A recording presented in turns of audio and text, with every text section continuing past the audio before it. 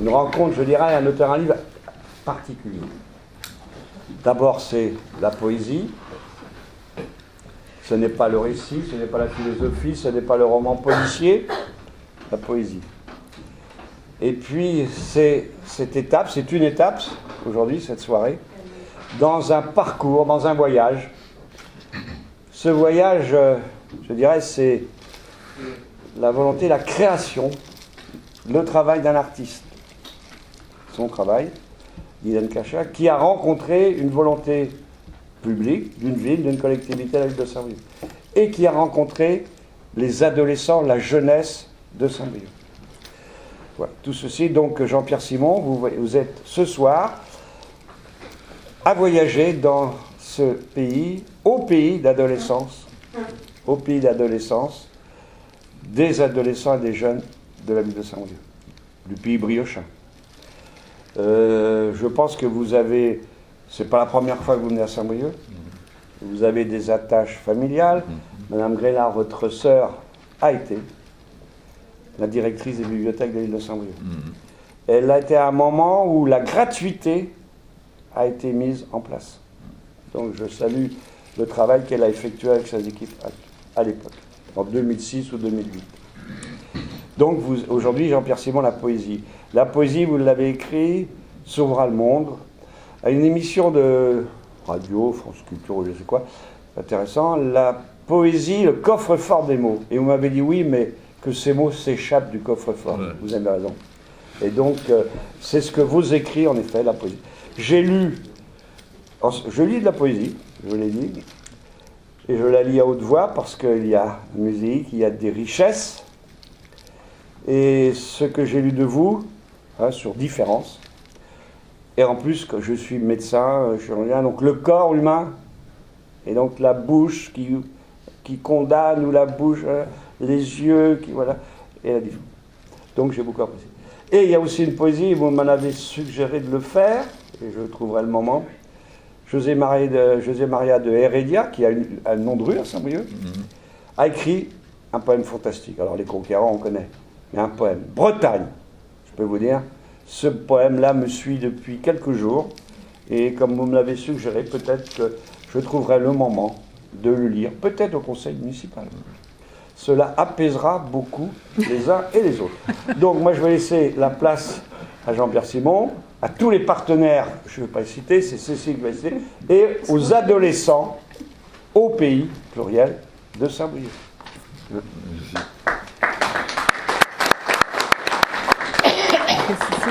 Juste la liste des partenaires, puisque c'est une soirée plurielle à plusieurs voix qu'on vous propose ce soir. La voix de Jean-Pierre Siméon, la voix de Guylaine Caza, et vous voyez qu'il y a un petit peu de matériel autour de nous pour capter ces voix. Donc est-ce qu'elles s'échappent d'un coffre-fort? Je ne sais pas, mais on attend plein de choses nouvelles et qui nous motivent.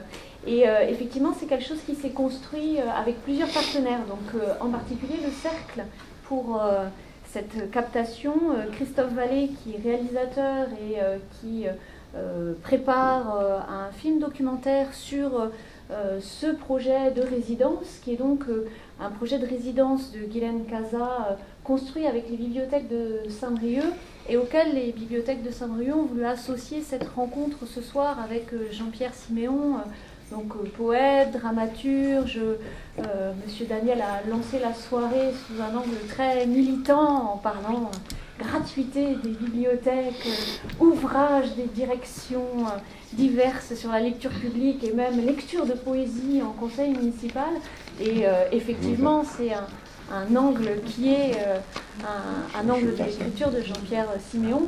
Et cette soirée, on l'a intitulée « Et demain », avec un beau point d'interrogation après le « Et demain », c'est aussi le thème de la résidence. Donc les portes nous sont ouvertes. Et pour citer les derniers partenaires, la scène nationale La Passerelle, les lycées Fraissinet et Jean Moulin. Et pour commenter, pourquoi les lycées Fraissinet et Jean Moulin? Parce que cette soirée plurielle a un volet la parole de jeunes, alors je reprends ma note, 15-25 ans, je ne sais pas, on n'a pas vérifié si tous ceux qui participaient ce soir étaient bien dans la bonne fourchette. Et aussi, pourquoi la Sienne nationale? Parce que cette résidence, elle va se poursuivre avec la proposition en juin d'un spectacle.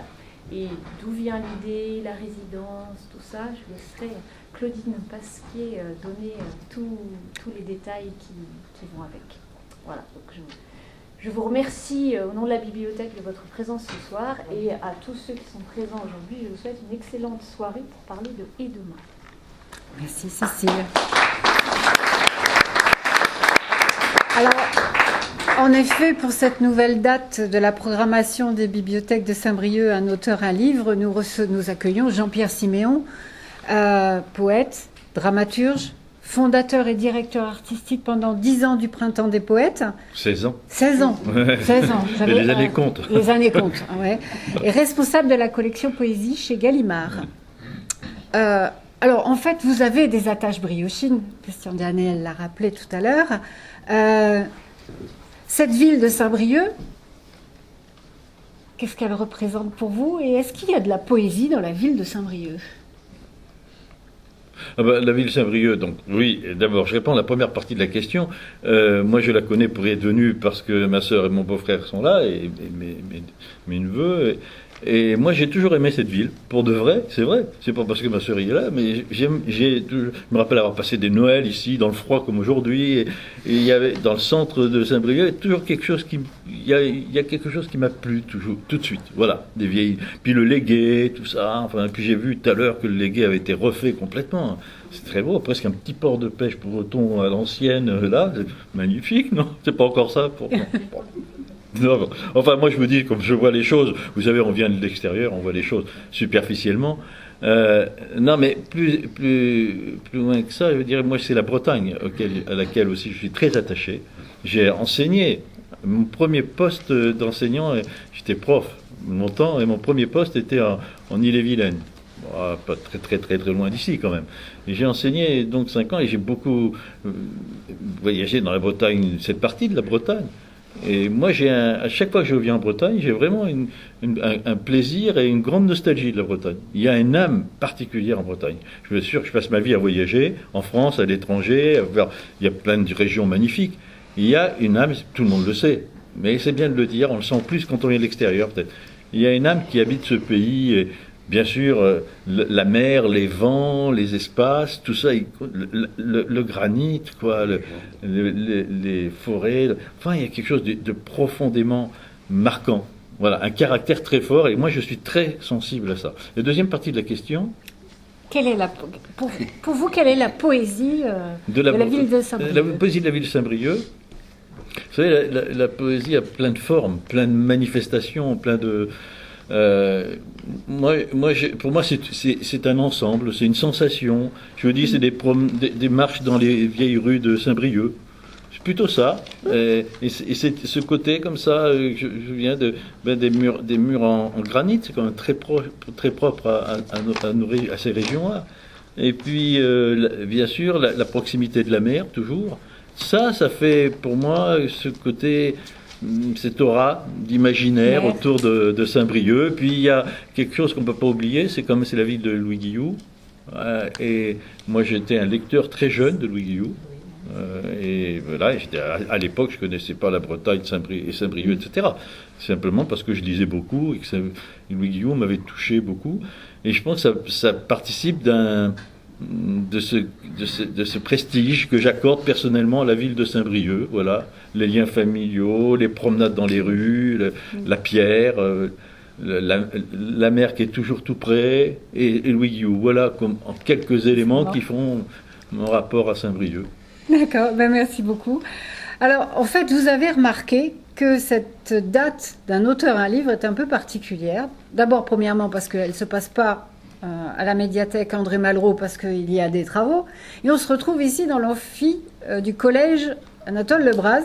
Comme quoi, des fois, le hasard fait bien les choses, et vous allez comprendre pourquoi tout à l'heure. Et puis aussi différente parce que c'est, comme l'ont évoqué Christian Daniel et Cécile, c'est que c'est aussi une date importante dans la résidence d'artistes de Guylaine Cacha, résidence d'artistes autour de la première phase de la création d'une création atypique et participative, et demain, récit de voyage OAUX, pays d'adolescence. Pourquoi OAUX? Parce que cette création s'installe sur un territoire et est différente à chaque fois, mais il reste toujours une trace des autres escales. Alors, les escales, c'était Beyrouth, d'abord, Gennevilliers, Morlaix, le pays des Abers, où les anciens ont rejoint les jeunes, et ça s'adresse, ce pays d'adolescence, c'est un projet de création avec des étapes, avec des jeunes volontaires, hors cadre scolaire, je précise bien, donc ils ont vraiment un engagement de venir sur ce projet, et ils ont souhaité, c'est eux qui ont souhaité inviter Jean-Pierre Siméon autour de ces deux derniers ouvrages, La poésie sauvera le monde et Les yeux ouverts, propos sur le temps présent. Donc, une date différente. D'habitude, vous avez l'animateur ou l'animatrice et l'auteur. Mais cette fois-ci, nous ne serons pas seuls face à vous, mais il y aura aussi des jeunes qui ont des questions à poser, des paroles, des mots à faire entendre, et qui viendront rejoindre ceux du poète.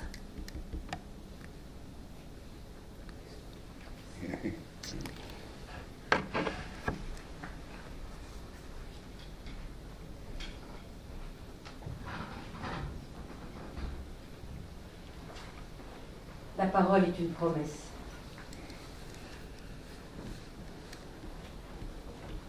La parole est cet amour qui s'incarne dans l'oralité. Et grande joie dans cette nuit d'insomnie. Je souffre avec toi peut se dire. Et peu importe si cela est dit maladroitement, si cela est dit en vérité, en toute sincérité. Nous sommes ces lucioles dans la nuit noire, nous sommes ces petites lumières dans l'obscurité. Je m'appelle Tom, j'ai 18 ans et j'habite à Saint-Brieuc. Je m'appelle Mia, j'ai 19 ans et je vis à Rennes. Je m'appelle Ulrich, j'ai 17 ans, je vis à Langueux. Je m'appelle Slan, j'ai 16 ans et je vis à Ploufragan. Je m'appelle Joséphine, j'ai 17 ans et j'habite à Saint-Quay-Portrieux.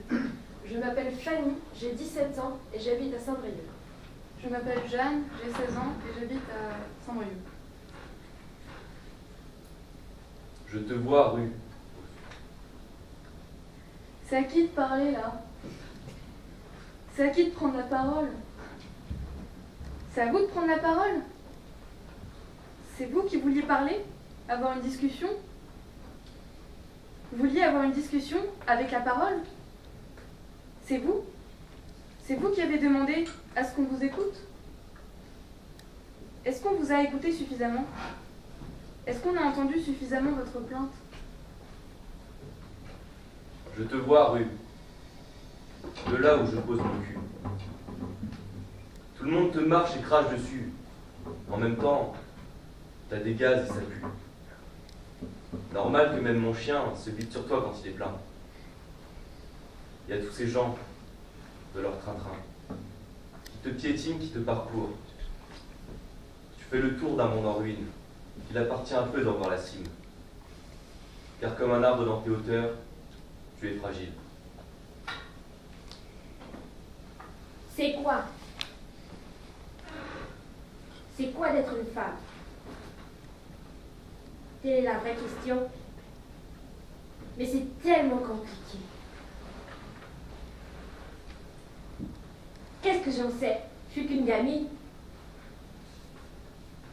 arrêter d'être maman pour être une femme, peut-être, ou quelque chose d'autre. Bah oui, une femme est belle, elle est forte, elle a des formes, elle fait la lessive, le ménage, les trucs de femme, quoi. Le glyphosate, c'est la goutte de trop. Les abeilles ne tiendront pas plus longtemps. Alors elles partent. Elles partent tout azimut. Certaines vont vers le nord, mais elles se heurtent à des icebergs. Fonte des glaces oblige. Alors, elles partent vers le sud, mais elles se perdent dans ces forêts sans vie, ces champs d'arbres à palmes. Nutella oblige. On va tous mourir. Aujourd'hui, on est une nouvelle génération qui vivons avec une nouvelle vision de la mort. Et la fameuse phrase « on va tous mourir », on ne l'aperçoit pas de la même façon. Il y a des articles très sérieux qui parlent d'extinction de l'espèce humaine pour 2050 ou 2030. Alors pour vous, c'est peut-être un futur lointain avec des robots et des voitures volantes. Mais pour nous, c'est notre vie. C'est l'année où on fêtera nos 30 ans. C'est le moment où on devra élever notre gosse.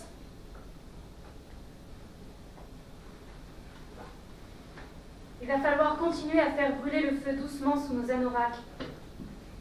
Transformer la flamme en chaudière. Il va falloir ne pas avoir peur et ne rien étouffer. Il va falloir du courage et de l'inventivité pour sauver ce qui a commencé. Et le feu, c'est bien aussi pour inventer des contes. Tu commences? Est-ce que la poésie sauvera mon Afrique? 50 ans de retard, c'est pénible. Moi j'ai mal d'avoir laissé les miens. Moi j'ai mal d'avoir laissé ma mère. Moi j'ai mal parce que le monde va mal. Moi j'ai mal parce que tout va mal. J'ai mal de ne pas exister. Parce qu'il faut écrire pour exister. La poésie, la poésie, la poésie. C'est vous qui étiez dans la plainte? Vous vous plaignez? Parler est une plainte. Parler, c'est avoir des récriminations contre le monde. Parler, c'est dire qu'on ne sait pas chanter. Est-ce que vous savez chanter? C'est vous? C'est vous qui avez voulu pousser la plainte, la complainte? C'est ça qu'on dit. On dit « je pousse ma complainte ». C'est-à-dire, ça pense qu'il faut, à un moment donné, s'arrêter de braire. Braire, je brais, j'écrase les mots. Tout ce qu'il y a dans ma tête, je le sors et je le ratatine par terre. Je te vois, rue. Peu importe où je pose mon cul. Tu possèdes tout un monde en flammes. Tout un monde qui court mais qui rame. Un monde destiné à la panne. Un monde qui depuis longtemps se tanne. À t'enfiler le bonnet d'âne. Oui, bien sûr, il essaye, mais il n'y parvient pas. Et se répète que ce sera la bonne la prochaine fois. Femme.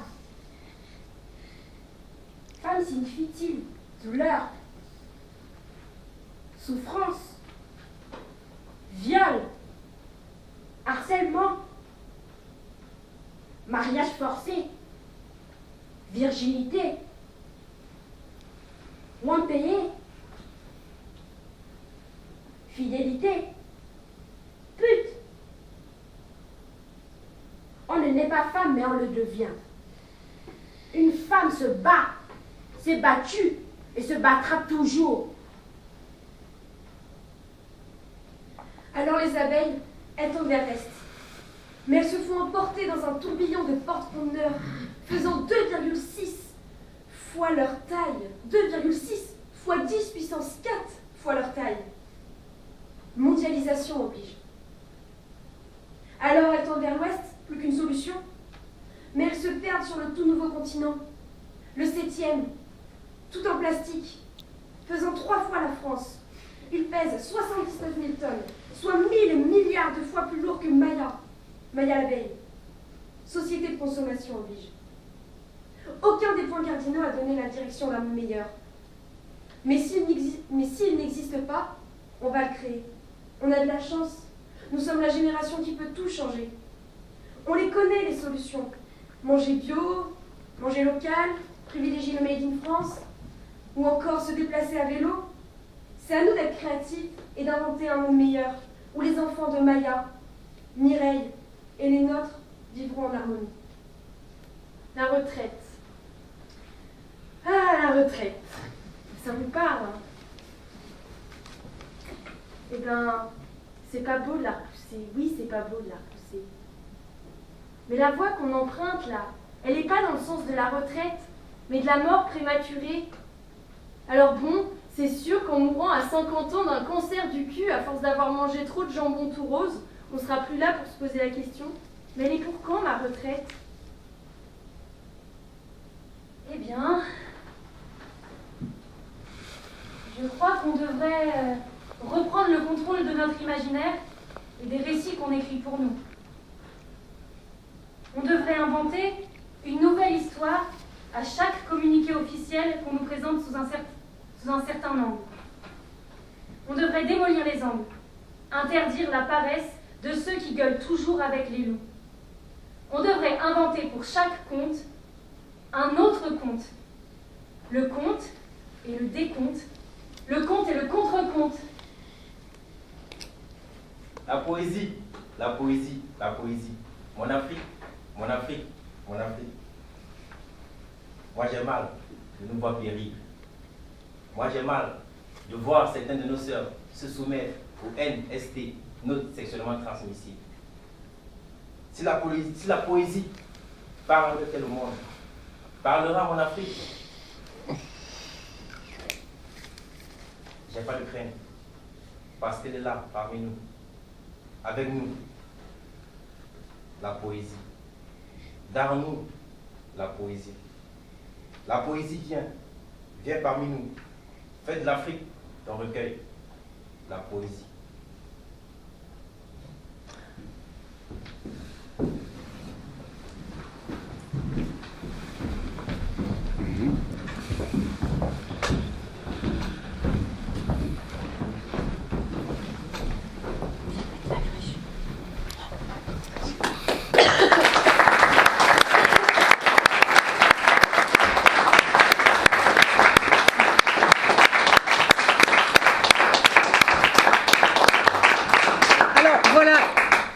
Rejoint et moi j'ai plus rien à faire, je vais me tourner les pouces puisque ils ont bien sûr lu des choses de Jean-Pierre Siméon, d'autres poètes, et ils ont des tas de questions à poser à Jean-Pierre Siméon, parce que en fait c'est les réflexions que Jean-Pierre Siméon peut avoir sur la poésie et sur où va le monde ont finalement croisé beaucoup des questions qu'ils se sont posées pendant les ateliers de la pensée qu'ils ont eus déjà avec Guylaine Cachat sur cette première phase de création du spectacle qui aura lieu au mois de juin à la Passerelle.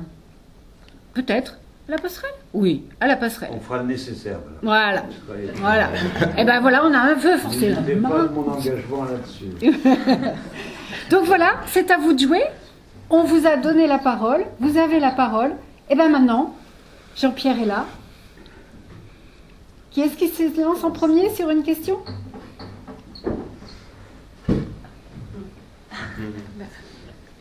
Ulrich. Ulrich. Okay. Bah, déjà, je commence par me représenter encore. Moi, je suis Ulrich Kamcheng. Je fais la première au lycée Freycinet et je suis camerounais. Je viens d'Afrique, du centre de l'Afrique en fait. Bah, du coup, j'aimerais bien poser une question à Jean-Pierre Siméon. La poésie, c'est bien beau la poésie, je crois. Mais est-ce que cette poésie-là parle-t-elle à l'Afrique? Parce que c'est vrai, elle sauvera le monde, bien sûr, on est d'accord. Mais est-ce qu'elle sauvera l'Afrique en fait? C'est la question que je voulais poser à Jean-Pierre Siméon. Est-ce que la poésie sauvera l'Afrique? Parce que 50 ans de retard, c'est pénible. On va pas se mentir là-dessus. C'est vraiment pénible. C'est vrai qu'on a trop de retard sur le monde mondain maintenant. Tu vois, tout penche d'un côté, je crois. Est-ce que la poésie sauvera l'Afrique? C'est ça ma question en fait. Merci. Oui, Tu sais, tu dis la poésie sauve le monde, on est d'accord. Non, non, il n'y a pas grand monde qui est d'accord avec une affirmation pareille. Même quand j'ai écrit le livre qui porte ce titre, je savais très bien que c'était une provocation et que ça ferait sourire les gens sérieux, que ça ferait hausser les épaules à bien du monde, etc. Mais alors, évidemment, si on pose la question ordinairement avec l'idée traditionnelle qu'on a de la poésie, tous comme ça, c'est absurde. La poésie ne sauve rien, elle ne va pas sauver l'économie française, ni l'Afrique, ni quelqu'un qui est malade et qui va mourir, ou elle ne sauve pas les abeilles. Ouais. Hein? Mais c'est à un autre niveau que je pose la question. C'est-à-dire qu'un poème à lui seul, il n'a pas ce pouvoir-là, évidemment. Mais ce que je dis, c'est autre chose, en fait. C'est ce que représente la poésie, depuis toujours, dans l'histoire humaine, en Afrique comme ailleurs. Car il y a des poètes en Afrique, il y en a depuis toujours. Et la poésie africaine est grande. J'en parlais avec Slan qui ne croyait pas, mais moi je l'ai étudié, je l'ai lu. Il y a de la poésie depuis le XIVe siècle. Il y a des poèmes du XIVe siècle en Afrique qui ont été recopiés, qui étaient transmis par la parole, évidemment, recopiés par des moines ou des missionnaires au XIXe siècle et qu'on peut lire aujourd'hui. Moi, j'en ai lu. La poésie africaine, elle existe. Et partout dans le monde. Chez les Inuits, là-bas, dans le Grand Nord, chez les Indiens d'Amérique du Nord, dans les confins de la Sibérie, partout, sur toute la Terre, depuis toujours dans l'histoire humaine, il y a des poètes, il y a de la poésie.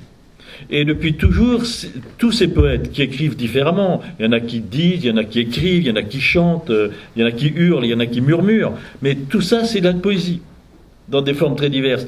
Et qu'est-ce que disent depuis toujours, dans toutes les cultures, dans toutes les civilisations, depuis l'aube des temps, les poètes, au cœur de toutes les sociétés, au cœur de toutes les civilisations, qu'est-ce qu'ils disent et qu'ils répètent sans cesse? C'est ça qu'on a oublié. On oublie les poètes, on oublie qu'il y a dans l'histoire humaine une parole différente de la parole ordinaire. On oublie qu'il y a des gens qui disent on peut vivre autrement que asservi, subordonné aux seules nécessités quotidiennes. Qu'on peut vivre autrement que obsédé par l'avoir, le pouvoir et le paraître, notre apparence. Que l'avoir et le pouvoir, c'est pas ce qui peut mener une société. Et c'est pourtant, depuis l'aube des temps, ce qui mène toutes les sociétés. Avoir plus, c'est ça le problème des abeilles. Pouvoir plus, c'est-à-dire être plus fort que l'autre, c'est ce qui être plus grand que l'autre, avoir plus que l'autre, c'est ce qui fait toutes les guerres, tous les conflits, y compris après entre nous. Et aujourd'hui, le grand malheur du paraître, c'est-à-dire que les poètes depuis toujours disent on n'existe pas vraiment dans notre apparence, c'est ailleurs qu'on existe. C'est pas dans la surface des choses qu'on existe, c'est profondément, intérieurement. C'est là qu'est notre vie. Et c'est ça qu'il faut sauver. C'est ça que je dis. C'est-à-dire que partout les poètes disent il y a une autre manière de vivre le monde que celle qui domine partout depuis toujours et qui a fait l'histoire. L'histoire en Afrique, comme l'histoire aux États-Unis et dans l'Amérique ancienne, chez les Incas même, etc. Regardez, partout les modèles, les structures sont les mêmes. Des questions de pouvoir, d'avoir, des questions de richesse, des questions de pauvreté, etc., etc. Et donc les poètes, ils n'ont pas de mode d'emploi. Ils ne vont pas faire de programme. Jamais un poète n'a promulgué un programme dans sa poésie. Il fait simplement entendre une autre exigence, celle qu'on oublie toujours, que l'essentiel dans l'existence est ailleurs. Que ce qui importe, c'est d'abord d'être le plus exact et le plus juste possible avec la vie qui nous est donnée, comme un don imprévu, n'est-ce pas? Et avec la vie qui est autour de nous, qui est en nous et autour de nous, avec laquelle nous coexistons, si je puis dire, c'est-à-dire la vie des arbres, la vie des nuages, la vie des cosmos, la vie de la rivière et la vie de l'autre en face de moi. Et les poètes ne se posent que cette question et travaillent depuis toujours à cette question. Et ils disent, effectivement, ils disent, si on pensait les choses autrement, si on avait un autre rapport à l'existence, si le désir qui est en nous d'être pleinement, de vivre pleinement, de lire librement, de vivre dans on va dire amoureusement, si ce désir-là était notre seule préoccupation, alors on ne serait pas dans le monde que nous voyons aujourd'hui. Et on n'irait pas à la catastrophe comme on y va. Alors quand je dis la poésie sauve le monde, je veux dire ça. Je veux dire simplement que si le point d'appui, notre utopie à tous, une utopie, c'est pas fait pour être réalisé. C'est un chemin, c'est une lumière au bout du chemin pas au bout du chemin, loin devant, parce qu'il n'y a pas de bout de chemin. On n'a jamais de bout au chemin. Mais une lumière devant qui nous indique vers où aller, dans la nuit. Eh bien, si la poésie était cette lumière qui nous guidait, et qui nous proposait de vivre justement autrement, qui nous propose une autre manière d'habiter le monde. C'est ça, au fond, que je dis. Dans quelle manière d'habiter le monde pourrait faire en sorte, d'habiter le monde, chacun d'entre nous et tous ensemble, pourrait faire en sorte que le monde n'accourt pas à sa perte. En tout cas, moi je dis une chose, la façon dont nous habitons le monde et dont nous l'avons habité depuis des milliers d'années, partout, c'est ce qui nous emmène directement à la catastrophe que vous avez tous dit là. Oui, la mort prochaine, oui, c'est vrai, il y en a. La mort annoncée, la catastrophe, c'est-à-dire nous avons vécu en prédateur, non ? Nous avons vécu égoïstement, narcissiquement, en pensant simplement à notre jouissance immédiate, justement, par l'avoir et par le pouvoir. Et donc, la poésie, moi je dis simplement, quand je constate ça, je dis voilà ce qui nous amène au malheur. Tout le monde est d'accord là-dessus. On voit très bien aujourd'hui, de plus en plus, en tout cas si tout le monde n'est pas d'accord, beaucoup le pensent, n'est-ce pas, que c'est que ce qui a gouverné l'histoire humaine, eh bien, n'était pas tout à fait juste, n'est-ce pas ? Justement, porter en lui-même les germes du malheur auquel on s'affronte aujourd'hui. C'est-à-dire l'extinction de l'humanité, oui, c'est vrai, puisqu'elle s'est retournée contre elle-même. Et elle a retourné sa propre force, son propre désir contre le site naturel dans lequel elle s'est inscrite. Donc, moi je dis simplement, le constat est simple. Qu'est-ce qui peut nous sauver ? C'est l'exact contraire. Puisque dans ce sens-là, on va dans l'abîme, essayons un sens inverse. Et je constate simplement que le sens inverse, c'est celui que prônent depuis toujours les poètes, la poésie. La poésie passe son temps, depuis toujours, à nous dire la vie intense pour chacun, c'est ça la seule préoccupation. Vivre au plus près de son désir dans un juste rapport aux autres. Vivre intensément. Vivre intensément, sans avoir besoin de l'heure pour croire qu'on vit intensément. S'agiter, ça n'est pas vivre intensément. Courir d'un lieu à un autre, ça n'est pas vivre intensément. Il y a beaucoup de gens parmi vous qui vivent intensément dans de rares instants d'existence où on vit le plus intensément. On est en crue, comme une rivière est en crue, où tout en nous, quelque chose déborde. Et vous tous, ici, vous le vivez à des rares instants précieux de notre existence. C'est quoi ? C'est un matin en ouvrant la fenêtre et en voyant le ciel, simplement, avec l'air qui nous gifle le visage. C'est dans la rue en croisant un visage qui nous sourit, on ne sait pas pourquoi. C'est un instant, épaule contre épaule, avec un ami, un amour. On ne sait pas pourquoi, assis, tout simplement. Dans ces rares instants où tout d'un coup nous renouons avec ce qui fait le seul prix de l'existence. Notre présence pleine, entière à la vie, au cœur qui bat. Notre fragilité et aussi tout ce que nous portons en nous d'émerveillement possible. De ce qui déborde, de ce qui fait exploser toutes les limites. Puisque nous vivons tous, quand nous vivons anti-poétiquement, ce que nous faisons la plupart du temps, parce qu'on y est contraint, moi comme vous, n'est-ce pas ? Quand nous vivons anti-poétiquement, nous ne vivons que des limites, que des interdits, des clôtures, ce qu'il ne faut pas faire, ce qu'on doit faire, des lois, des normes, des règlements. Il y a ceux qui sont explicites, mais il y a ceux qui sont implicites, qui sont encore plus forts. Et nous nous interdisons, du coup, d'être ajustés à l'existence telle qu'elle devrait être, à notre existence telle qu'elle devrait être. C'est ce que disait Rimbaud quand il parlait de la liberté libre, quand il parlait de l'absolu. C'est pour ça que les jeunes, les adolescents, j'ai pas oublié qu'on parlait du voyage en adolescence, les jeunes et les adolescents lisent la poésie la plupart du temps. Il est rare que des jeunes ne lisent pas de poèmes, ou que la poésie ne les attrape pas à un moment ou à un autre. Et c'est pas pour rien que l'image de l'adolescent Rimbaud est si forte dans la jeunesse depuis longtemps, n'est-ce pas ? Parce qu'il incarne un absolu de la vie, une volonté d'être en plein accord avec l'effervescence de la vie, avec ce qui déborde justement les limites, les clôtures, les fermetures, etc. Et donc, quand je dis la poésie sauvera le monde, je veux simplement dire ça. On pourrait peut-être repenser, mais aussi politiquement et socialement, et dans nos comportements, repenser notre façon d'être, d'habiter le monde, et donc ne plus être simplement habiter le monde obsédé par avoir plus, ou être plus fort, être plus grand, comme j'ai dit tout à l'heure, ou vouloir paraître, parce qu'on croit qu'on existe quand on paraît, alors qu'on n'existe pas dans l'apparence. Chacun d'entre vous existe vraiment au-delà de son apparence.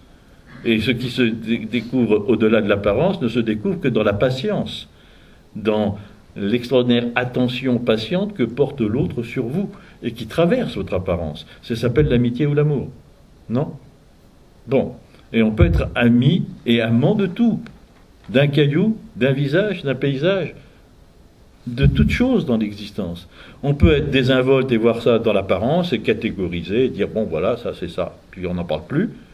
Ou alors sur chaque chose, chaque instant, chaque fait vécu, prendre le temps du poète, qui est le temps de traverser l'apparence et d'aller dans la profondeur de cette réalité, la profondeur de la chose rencontrée, de l'être rencontré.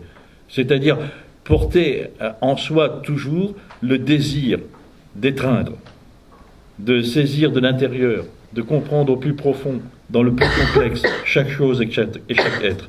Ça, profondément, c'est habiter en poète sur la terre, comme le disait le grand poète allemand Hölderlin, qui nous a proposé ça. Il a inventé cette expression, habiter en poète sur la terre. Vivre, habiter le monde poétiquement. Vous voyez, nous vivons le monde mécaniquement en jouisseurs cyniques. Eh bien, si nous prenons le cheminement inverse, nous habiterons le monde poétiquement. La grande question serait à se poser serait celle-ci. Et il est temps de se la poser. Comment définir des politiques? Je dis bien des politiques, avec des élus, avec les institutions telles qu'on les a. Comment définir une politique qui serait habiter poétiquement le monde, qui concourrait, qui irait vers ça, qui irait à faire que tous ensemble on habite poétiquement le monde, qui serait la seule, je suis sûr, la seule sauvegarde possible. Voilà pourquoi je dis sauvera le monde. C'est-à-dire, le monde ne se sortira de l'impasse dans laquelle il est, terrible, mortifère, que si on renverse les choses complètement. Et alors, ça prend des expressions très différentes, ce que je dis. Après, à la jeunesse d'inventer. À tout le monde d'inventer. Qu'est-ce que ça veut dire, poétiquement? D'abord pour soi-même. On peut vivre poétiquement, oui. Ça ne veut pas dire écrire des poèmes, croyez-moi. J'ai connu des gens complètement poètes, qui vivaient profondément poétiquement, qui vivaient en poète, et qui n'avaient jamais écrit un poème de leur vie. Et là, tu vois, en Afrique, il y en a plein. Il y en a partout. Et puis, on dit souvent que l'enfant est poète, mais il n'est pas poète au sens où il écrit des poèmes. Il a encore cette spontanéité, cette fraîcheur, on va dire, n'est-ce pas, de prendre le monde avec, de l'étreindre, comme je disais tout à l'heure. Il le mange d'ailleurs, il avale tout, vous savez, il suce tout, il a une forte relation sensible à la réalité. Et donc, la poésie est toujours l'éloge de ça, d'une sorte d'étreinte amoureuse de la vie et du monde. C'est merveilleux. Et qui n'exclut pas la lucidité, au contraire même. Plus on aime le monde comme ça et la vie comme ça, plus on est conscient de sa fragilité. Et c'est parce qu'on est conscient de sa fragilité, de notre propre fragilité, de notre extraordinaire fragilité. C'est effroyable comme on est fragile, n'est-ce pas? Mais plus on est conscient par exemple, de la fragilité de notre vie, comme elle vaut rien, comme elle est si elle vaut tout, elle vaut rien, parce que, vous savez bien, on meurt l'instant d'après, quoi. Tous. C'est tellement rien. Et en même temps, c'est tellement tout. Voilà. Alors le poète, il vous dit ça tout le temps. Regardez tous les poèmes que vous connaissez. Moi, je ne vais pas vous parler de poèmes que vous ne connaissez pas. Mais rappelez-vous les poèmes que vous avez appris par cœur à l'école. Mignonne, allons voir si la rose qui ce matin avait des clauses. Ça parle de ça, non? Tu vas mourir bientôt, lui dit, dépêche-toi d'aimer. Demain dès l'aube, à l'heure où blanchit la campagne, ça parle de la mort d'un enfant. Vous pourrez continuer comme ça, sans arrêt. Les poètes, quand ils parlent, ils nous mettent tout de suite devant la réalité de la vie. C'est-à-dire la grande catastrophe qui nous attend, notre mort. Mais c'est parce qu'ils ont cette lucidité-là que ça donne un prix essentiel au moindre instant de notre vie. Chaque instant est d'un précieux extraordinaire. Voilà, je suis un peu bavard, je vais m'arrêter, mais je crois tellement à ça, je crois tellement qu'aujourd'hui, c'est vraiment le chemin vers lequel il faut aller, et en plus de gens se posent la question. Et moi, je dis simplement, alors s'il y a un programme, il est simplement de réfléchir ensemble, c'est l'atelier de la pensée collective, qu'est-ce que serait une humanité qui vivrait poétiquement? Eh bien, vous voyez ce que ça veut dire par rapport à la relation à la nature, par exemple. Vous voyez, les poètes depuis toujours, ils sont animistes. Tous les poètes, même les poètes chrétiens, ils sont animistes, c'est-à-dire ils ont doué chaque chose de l'existence. L'herbe, le brin d'herbe, la branche, l'oiseau, ils l'ont doué d'une vie égale à la nôtre. Ils font l'éloge de ça, les poètes. Regardez Jacotet, Philippe Jacotet, il n'écrit que ça. Mais Ronsard, déjà, Bûcheron, arrête un peu ton bras, disait déjà. Il faisait déjà un poème pour dire, elle va pas. Vous savez, la forêt, il faut la protéger. Il n'a pas attendu le XXIe siècle les menaces sur les pluies acides ou je sais pas quoi. Les poètes et Virgile, et Ovide, et Homère. Homère, il ne parle que des vents, de la mer, mais il n'en parle pas seulement comme des obstacles, il en parle comme des merveilles, à quoi l'homme doit aussi s'ajuster, n'est-ce pas? Des dangers, sans doute aussi. Donc, ce que je veux dire, c'est que si on se pose vraiment la question, il y a beaucoup à réfléchir. Qu'est-ce que c'est que la relation sociale si on vit poétiquement? Et il ne faut pas croire une chose. C'est que la poésie, ce serait être naïf, bené, gentil. Gentil. Il est poète, alors il a un grand sourire, il va dans le ciel, tout est beau. Non, c'est tout le contraire. Les poètes sont très réalistes. Ils ont une vision très proche du réel, très propre même à tout ce qui est, on va dire, le questionnement de la réalité. Ce n'est pas des rêveurs. Donc, se poser la question vivre poétiquement, ça veut dire pas dire vivre comme ça, béatement, en benet. Ça veut dire très concrètement. Comment on organise socialement notre vie. Et voilà. Et je veux te dire, toi particulièrement, comme j'ai dit à Slan, qu'il y a de grands poètes depuis toujours en Afrique, et que la poésie déjà a sauvé quelque chose en Afrique. Elle sauve l'âme des peuples. Parce que partout, l'âme des peuples vibre dans la poésie. Dans toutes les grandes cultures, regardez la poésie, la grande poésie mystique de l'Inde, par exemple, les Upanishads, mais on trouverait le Popol Vuh en Amérique du Sud. Les grands textes fondateurs sont des textes poétiques, vous avez remarqué, et portent l'âme des peuples. Et donc il y a cette poésie en Afrique. Il y a les Djaïlis, il y a les griots, qui sont de vrais poètes et d'authentiques poètes, et qui chantent les éléments, qui chantent la rivière, qui chantent l'âme des morts dans la rivière, qui chantent le rapport, parce qu'elle veut dire des choses essentielles, le rapport à la terre-mère, par exemple. On a ça, même cette poésie-là, qui est une poésie fondatrice, ancienne, très portée à l'inscription de l'homme dans son milieu.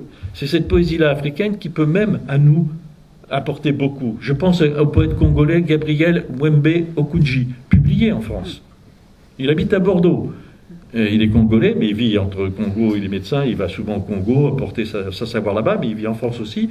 Et il a écrit, lisez, il écrit des poèmes magnifiques où il parle de comment il a été initié par une personne très vieux comme ça, qui lui dit tout ça, l'âme de sa terre, des rivières, des arbres, l'âme du monde au fond, n'est-ce pas? L'âme du cosmos, tout ça il le dit dans des mots simples. Et quand on lit ça, on dit mais c'est ça qui nous manque. Et donc, la poésie africaine, elle peut nous apporter beaucoup. Voilà. Tu vois, tu viens du Cameroun? Si. Ouais. Regarde, moi je connais un jeune poète du Cameroun. Il s'appelle Capitaine Alexandre. Si, je le connais. Oui. Voilà. Ben, tu vois, je suis en... lauréat du dernier prix du livre. Voilà. Et ben, Marc Alexandre s'appelle. Hein. Oui. Justement, j'étais en conversation avec lui ces derniers jours. Il m'a envoyé ses derniers poèmes, etc. Il porte ça. Il a lu de la poésie de Césaire, on va dire, mais Césaire, bien sûr, mais de la poésie française de René Char, par exemple. Voilà. Il a une vraie culture et il porte en lui tout ce qu'il a rapporté du Cameroun. Et je t'assure que c'est important. Et donc, non, la poésie ne va pas résoudre les problèmes de virus Ebola, etc. Mais elle préserve beaucoup plus. Et elle propose beaucoup plus. Ce qui fait l'âme particulièrement forte des peuples, ils sont très nombreux, des peuples africains, et qui a été préservé justement dans le chant, la danse et la poésie africaine, et qui nous donne aujourd'hui. Pourquoi on a tel intérêt, une telle écoute pour cette poésie-là, comme pour le jazz il y a quelques dizaines d'années, qui a apporté aux États-Unis une part perdue de leur âme. Et c'était les esclavagistes qui ont rendu à leurs colonisateurs une part de leur âme perdue. Voilà, c'est compliqué, Je hein. voulais rajouter quelque chose Mais je me tais. avant de donner la parole aux jeunes, parce qu'ils ont plein de choses à dire. Oui, mais c'était une question compliquée. Oui, c'est vrai. Donc je réponds lentement parce qu'on ne peut pas C'est bien répondre. normal que tu l'aies posé, puisque moi, ils me l'ont posé en premier. Ah, j'étais la première, il a fallu que je me coltine ça. Moi, j'avais envie, j'ai toujours pensé, depuis que je raconte des histoires, que peut-être avant d'être guerrier, l'homme est un poète. Je vous laisse imaginer, dans ces tout premiers temps, à l'aube de l'humanité, ce cercle, ces gens qui se rassemblent, et il y en a un qui prend la parole pour expliquer, tenter d'expliquer le pourquoi, le comment. Pourquoi le soleil se couche? Va-t-il revenir demain? Pourquoi le vent? Pourquoi je nais un jour?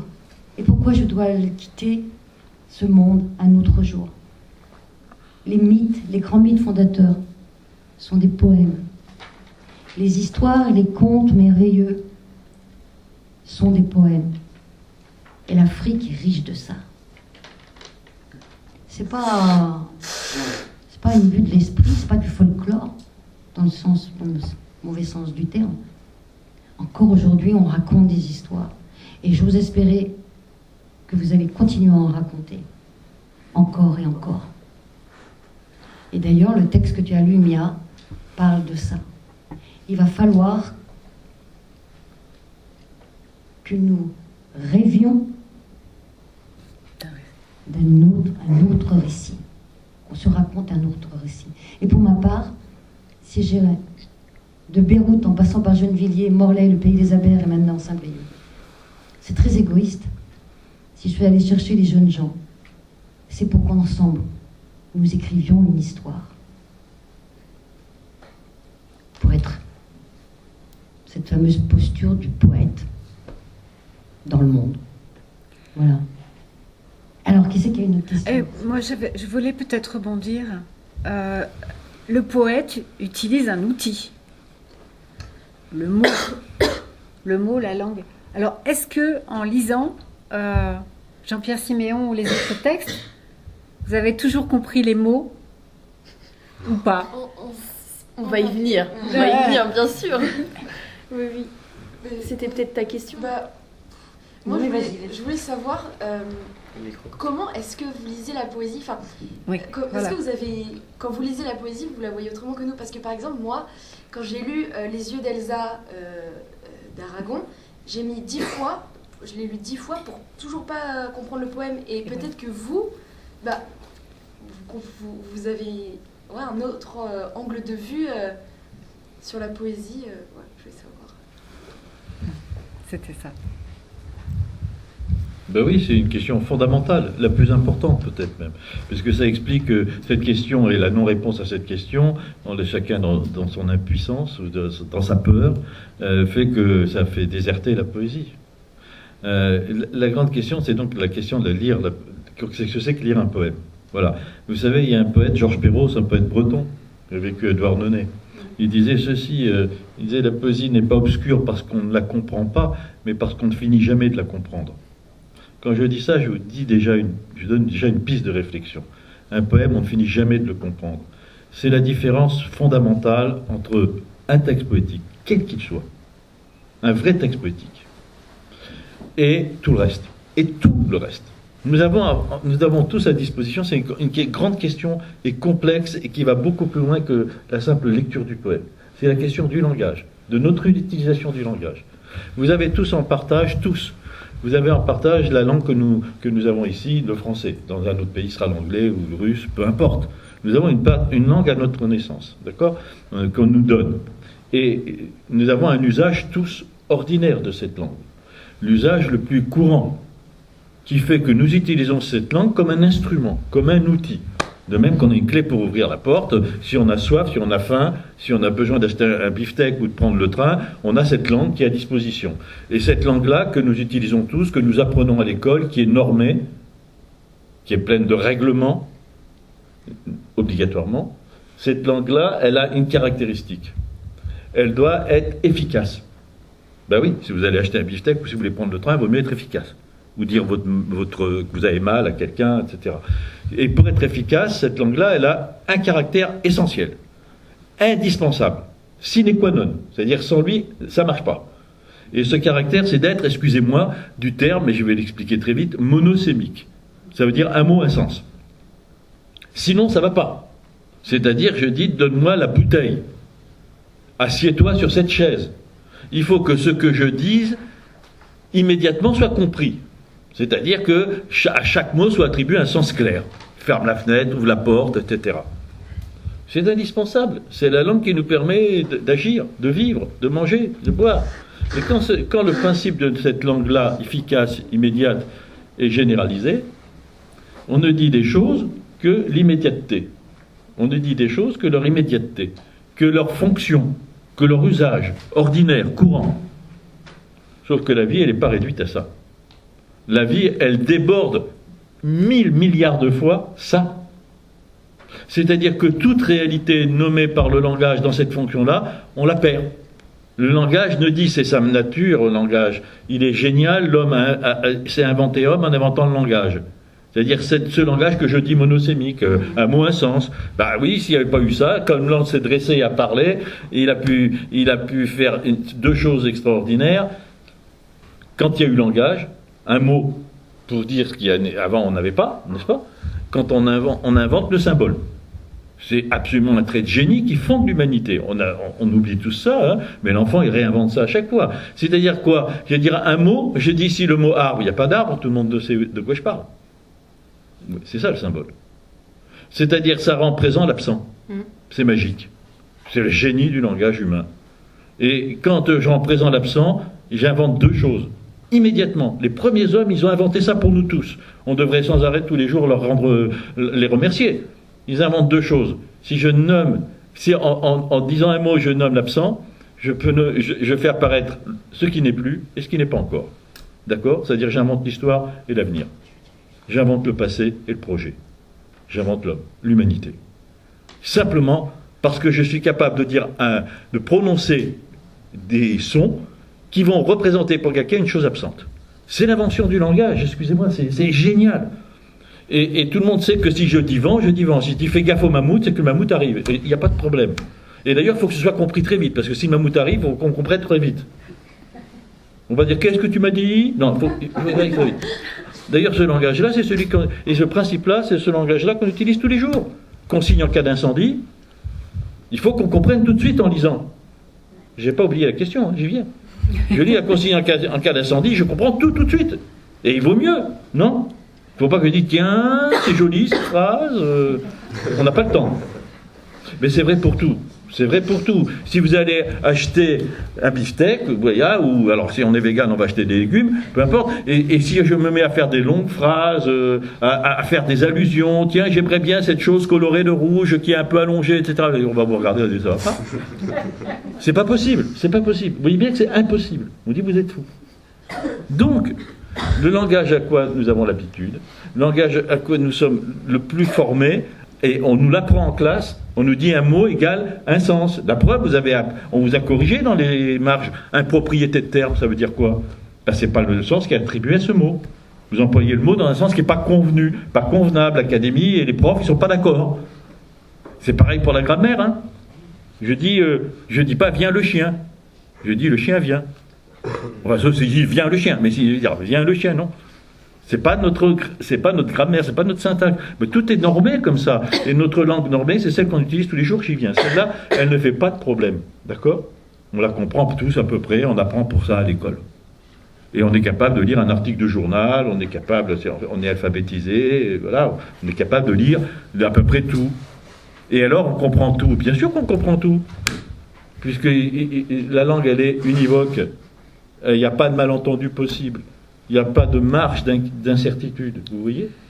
Sauf si on s'y prend mal. Et d'ailleurs, on nous reprend à ce moment-là. Et vos parents vous apprennent en vous reprenant. On ne dit pas comme ça, etc. Donc on a tous, maintenant, en nous tous ici, on a tous, dans nos neurones au plus profond de notre cerveau reptilien, très très loin, cette langue imprimée. Et c'est cette langue qui domine partout. Je vais faire aller vite maintenant. Cette langue-là, monosémique, qui dit un mot qui est égal à une chose, et une chose c'est une chose, on n'en parle plus. Cette langue-là, c'est la langue universelle. Non seulement elle existe partout, mais elle est oppressive. Parce qu'il n'y a pas d'autre langue possible. C'est la langue de la radio, de la télé, du cinéma, d'Internet, etc. C'est une langue rapide, une langue à mot un sens, qui ne vise qu'à l'efficacité et qui ne dit donc du réel que la part de surface, la part immédiatement consensuelle. On est tous d'accord, ça a le même sens. Si je dis la chaise, je dis la chaise. Si je dis viens demain à 2h, tu viens demain à 2h. Si je dis gilet jaune, on a tous compris. Bon, et cette langue-là, elle ne nomme que la part, je le dis et je le répète, que la part superficielle du réel. Donc, elle perd la profondeur et l'épaisseur du réel. Car nous savons tous que tout ce qui fait notre vie, la table, la chaise, comme nos sentiments, comme le paysage, tout ce qui fait notre vie n'est pas réductible à ce sens immédiat et conventionnel. Que ce que nous vivons, c'est bien au-delà de ça. Je donne un exemple simple, frappant, immédiatement compréhensible partout. Le dictionnaire, il dira la chaise, chose faite pour s'asseoir. D'accord ?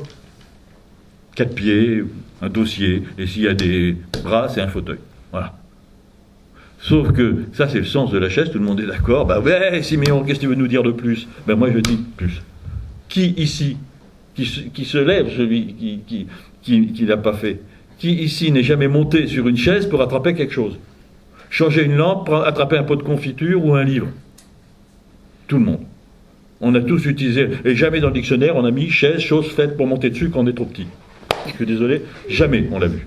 Et pourtant, c'est l'usage le plus courant de la chaise. Un des usages les plus courants de la chaise. On n'a jamais vu, même dans le dictionnaire, chaise, chose faite pour que l'enfant joue au train. Ou on n'a jamais vu chaise, instrument utilisé dans les bars pour se casser la figure. Pour se défendre, pour attaquer. C'est-à-dire les usages de la chaise dans la vie réelle, ils débordent de beaucoup la signification ordinaire de la chaise, le sens indiqué par la loi linguistique. Et je parle d'une chaise. On pourrait parler de tout comme ça. Le dictionnaire est désespérément, essaie désespérément d'attraper l'essence de la vie. Mais il n'attrape qu'un seul sens, il ne peut pas. Alors parfois on met 5 sens à un mot, vous avez remarqué, le dictionnaire il n'en peut plus, quoi. Après on fait des grosses encyclopédies, puis à un moment on arrête, quoi. On ne peut pas, c'est pas possible. Et la vie ne fait notre vie, vous, chacun d'entre vous, chacun de vos sentiments, chacune de vos rencontres, chacune rencontre avec un arbre ou quelqu'un, donne un sens nouveau au terme ordinaire. Et par exemple, c'est très très vrai si on parle de l'amour, par exemple, non ? Pour dire je t'aime. Bon, on a je t'aime, hein. Bah ouais, mais si ça épuisait le sujet, il n'y aurait pas ce qui est évident, des milliards de poèmes qui parlent de l'amour. Parce que c'est parce que le langage ordinaire que nous avons tous en partage, qu'on nous impose, parce qu'il est insuffisant pour dire la réalité vraie telle que nous la vivons, c'est parce qu'il est insuffisant qu'on a inventé la poésie. C'est-à-dire un autre langage dans le langage. Et un langage qui s'est libéré des lois et des normes linguistiques du langage ordinaire. J'arrive à ta question. Mais tu vois, moi, j'aime pas répondre à toute vitesse parce qu'on passe à côté. Le respect de ta question, c'est de lui répondre au fond. Donc, la vraie question, elle est là. Comme, par exemple, je dis je t'aime, oui, ça suffit pas. D'ailleurs, quand on est très malheureux ou très heureux, qu'est-ce qu'on dit ? On dit, je t'aime tellement, je sais pas comment le dire. Je suis si malheureux, j'ai pas les mots. Devant la mort ou devant un grand moment d'amour, non ? Ou devant un grand émerveillement. Alors, on n'a plus les mots. Parce qu'on sait bien que le langage ordinaire, il est pauvre. Il dit rien. Et alors là, l'expérience la plus frappante, c'est pour l'amour, quoi. On ne sait pas. Et alors c'est pour ça qu'il y en a un qui dit tes yeux sont si profonds qu'en m'y penchant pour voir, j'ai vu tous les soleils y venir se mirer. Si je t'ai à mourir tous les désespérés, tes yeux sont si profonds que j'y perds la mémoire. Ou alors, je ne sais pas, moi, à la place du ciel, je mettrai ton visage, les oiseaux ne seront même pas étonnés. Etc., etc. Vous voyez ce que je veux dire ? Et des poèmes d'amour, je pourrais vous en citer. Toi, la seule, et j'entends les herbes de ton rire. Ça, c'est Éluard. Toi, la seule, et j'entends les herbes. C'est quand même mieux que de dire je t'aime. Moi, je m'en servais, en tout cas, quand je draguais. Ou alors, c'est comme à la place du ciel, je mettais dans le visage. Enfin, même, mais je suis désolé, mais l'autre qui entend ça, on a fait un effort pour dire quelque chose, quoi. Mais c'est vrai aussi, c'est vrai. Bon, après, donc là, je pourrais vous en citer plein. Hein. Par exemple, ma renarde, pose ta tête sur mes genoux, je ne suis pas heureux, et pourtant tu suffis.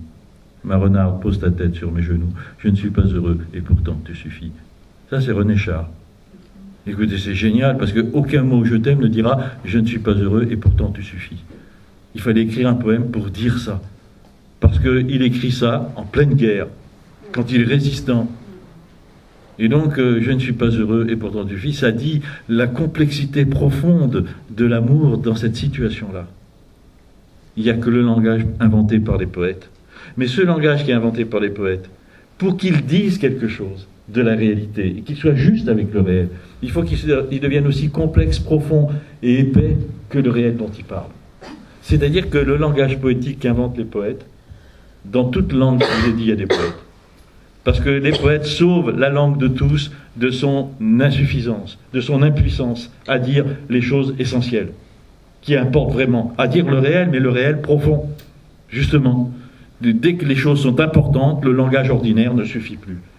Et d'ailleurs, on voit bien, plus le langage ordinaire est affaibli, comme il est aujourd'hui, plus il est réduit à son efficacité, parce que plus que jamais, comprenez, c'est l'histoire du langage univoque et uniforme et qui dit rien. C'est vieux comme l'histoire de l'humanité, puisque j'ai dit c'est le malheur initial du langage, de ne dire que la surface du réel. Mais aujourd'hui, le langage utilisé par les politiques, par les hommes qui ont la parole partout, et même nous, quand on nous donne le micro, c'est un langage pauvre, et qui ne dit rien du réel. C'est pour ça qu'on dit partout, mais ça parle et ça dit rien. Ça ne dit pas la vérité des choses, on n'arrive pas à le dire. Qu'est-ce qui c'est, ce grand malaise qui nous traverse tous ? Vous voyez, un grand malaise dans tout le monde occidental, en tout cas, un immense. Moi, c'est pas pareil partout, hein, il faut voyager. Mais nous, on est dans un grand traumatisme, une grande névrose profonde, on n'arrive pas à dire. Parce que le langage est complètement perdu. On est dans un langage aplati, le langage technocratique, le langage propre sur lui, le langage du journal de 20 heures ou de Macron et des autres. C'est-à-dire ce langage qui tourne à vide, effectivement. Parce qu'il a perdu cette capacité que seul le langage poétique assure, de dire la complexité profuse, diffuse de la réalité. Mais comme les poètes inventent un langage différent dans le langage, d'accord, il faut un coup d'état dans le langage. Ils le libèrent de cette grande loi de la monosémie. C'est-à-dire, un mot égale un sens. Un poète, il dit non. Mon mot, il a le sens ordinaire et il a tous les autres sens possibles. Vous savez ce que disait Rimbaud à sa mère, Arthur Rimbaud. Sa mère, elle lisait ses poèmes. Vous avez lu les poèmes de Rimbaud, hein, les Humiliations, tout ça. Et sa mère, elle posait ta question. Elle disait, mais mon pauvre Arthur, qu'est-ce que ça veut dire que tu écris ? J'y comprends rien. Vous imaginez, la pauvre... Elle, c'était une bonne bourgeoise, bien habituée à entendre un langage bien propre, etc. Là-bas, à Charleville, dans la bonne bourgeoisie... des Ardennes, et ouais, ce type qui écrit, son fils qui écrit des trucs invraisemblables, quoi, comme ça. Et le pavillon en viande saignante, etc. Enfin, lorsque je descendais les feuilles impassibles, et tout ça. Bon, qu'est-ce que c'est que ce truc ? Et il lui répond, et ça, juste, il répond ça. Ça veut dire ce que ça veut dire, littéralement et dans tous les sens. Et c'est la loi de toute poésie. Et voilà pourquoi on ne comprend pas le poème. Pourquoi on ne le lit pas ? Parce qu'on le lit comme un article de journal ou la consigne en cas d'incendie. On s'attend à ce qu'il y ait un message. Est-ce qu'en commençant en haut à gauche, en finissant en haut à droite, on a lu le poème, et maintenant je peux le résumer. Ça dit ça. Non, jamais. Ça c'est vrai pour la consigne en cas d'incendie ou pour l'article de journal. Mais pour tout ce qui est poème, jamais. Jamais un poème ne sera lisible comme ça. Ni Hugo, ni Demain dès l'aube de Hugo, ni Baudelaire, je sais pas... aucun poème, depuis toujours, n'est dans ce fonctionnement-là. Le poème suppose une autre lecture puisque c'est un autre langage. C'est une langue étrangère dans la langue. Une langue étrangère, ça s'apprend. Et chaque poète invente sa propre langue étrangère. On va dire, merde, comment on va faire apprendre ? Comment on va apprendre ? Lire un poème, quel qu'il soit, c'est apprendre la langue étrangère du poète. Et c'est pas compliqué, c'est notre langue, qui est simplement déplacée, qui a un accent, si vous voulez, qui a une forme différente, mais c'est toujours notre langue, c'est nos mots, C'est fait avec notre langue. Sauf que c'est déplacé. Ça perturbe le rythme, ça perturbe le sens, ça perturbe l'organisation des mots, etc. Mais c'est à ce prix-là que ça dit quelque chose. Si je ne fais pas ça, je ne peux pas dire, à la place du ciel, je mettrai ton visage. Les oiseaux ne seront même pas étonnés. Dans la langue ordinaire, c'est impossible de dire ça. Ça ne veut rien dire, il vous dirait un gosse. Hein, un gosse qui a bien appris sa grammaire, etc. Ou un soir de demi-brume à Londres, un voyou qui ressemblait à mon amour vint à ma rencontre. Et le regard qu'il me jeta me fit baisser les yeux de honte. Je suivis ce mauvais garçon qui sifflotait main dans les poches, etc., etc. Vous savez, c'est le début de la chanson du mal-aimé, qui continue comme ça. Voix lactée aux sœurs lumineuses des blancs ruisseaux de Canaan et des corps blancs des amoureuses. Nageurs morts, s'ouvrons-nous d'Ahante, on court vers d'autres nébuleuses. Qu'est-ce qu'on comprend à ça? Qu'est-ce que ça veut dire? Ça veut dire ce que ça veut dire littéralement dans tous les sens. Le sens du poème, c'est vous qui le mettez. Il faut l'accepter. Il faut accepter que la langue poétique, elle a tous les sens en puissance. Et que c'est une langue ça veut dire qu'on ne la comprend pas tout de suite. Pas possible. Qu'on ne peut la comprendre que dans la lecture et la relecture. Qu'en allant au-delà du premier sens. Aragon disait, lire un poème, c'est rêver autour. Vous voyez? C'est rêver autour. Lire un poème, c'est le lire dans tous les sens, ceux qui sont évidents et ceux que vous cherchez par la rêverie, par l'écoute du poème, par la langue traversée du poème. Et chacun a droit de comprendre ce qu'il veut. Je vous jure, j'ai tout ce qu'il faut comme diplôme, je suis une personnalité référente en poésie, et je vous le dis, moi, il n'y a pas de contresens possible.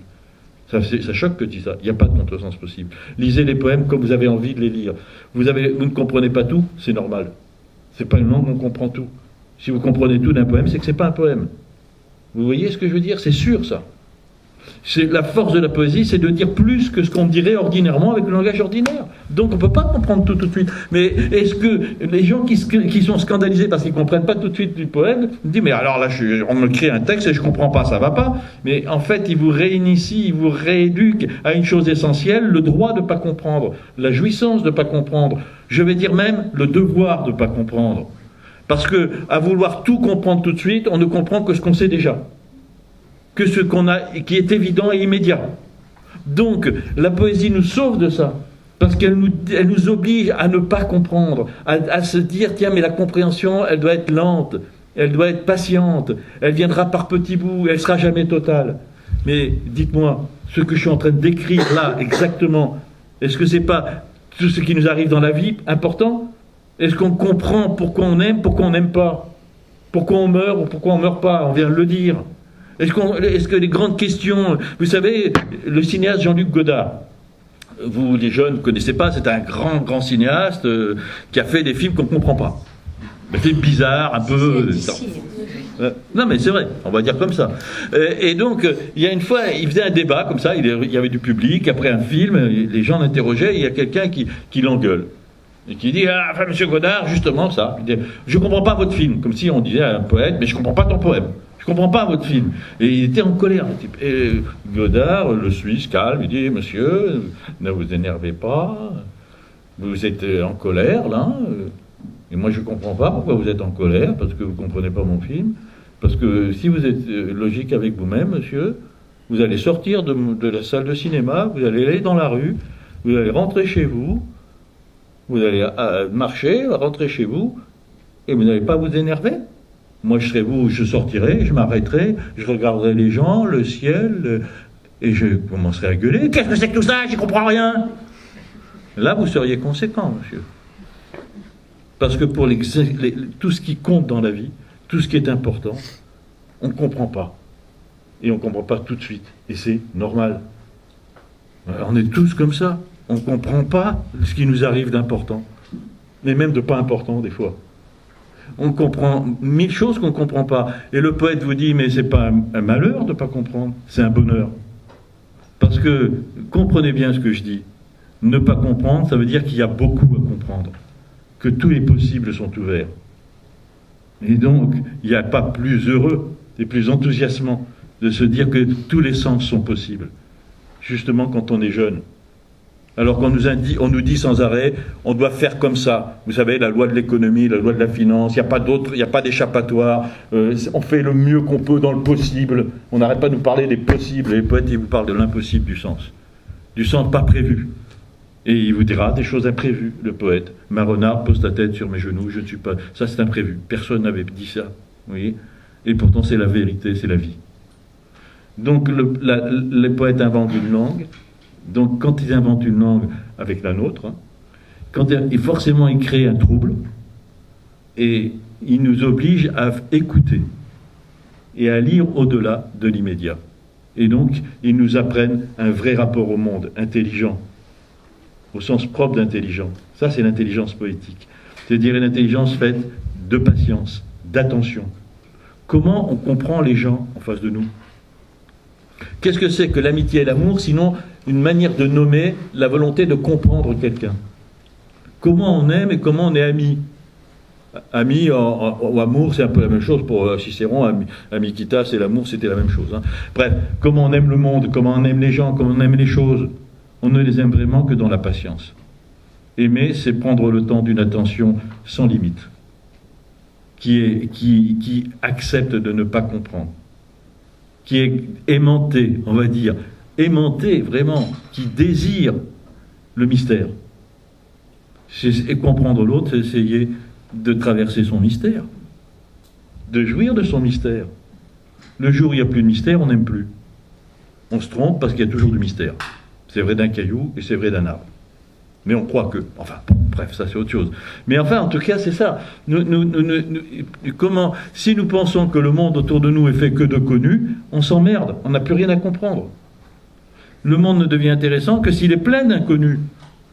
Que s'il n'y a que de l'inconnu, ça veut dire que la part de connu, c'est la toute petite chose à traverser pour aller vers l'inconnu. Et qu'est-ce que disent les poètes depuis toujours ?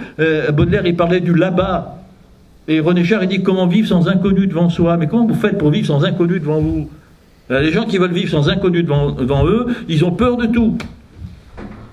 Puisqu'ils ne veulent que du connu. Alors si on veut que du connu, on vit avec des gens qui nous ressemblent, qui parlent comme nous, qui aiment comme nous, qui embrassent comme nous, qui mangent comme nous. Alors on vit qu'avec des choses on vit qu'avec soi-même. Ça pue. Vous voyez ce que je veux dire ? Tout ça à voir avec la lecture du poème qu'on ne comprend pas. Tout ce que je viens de dire. La lecture... Pour ça que pour moi la poésie est essentielle.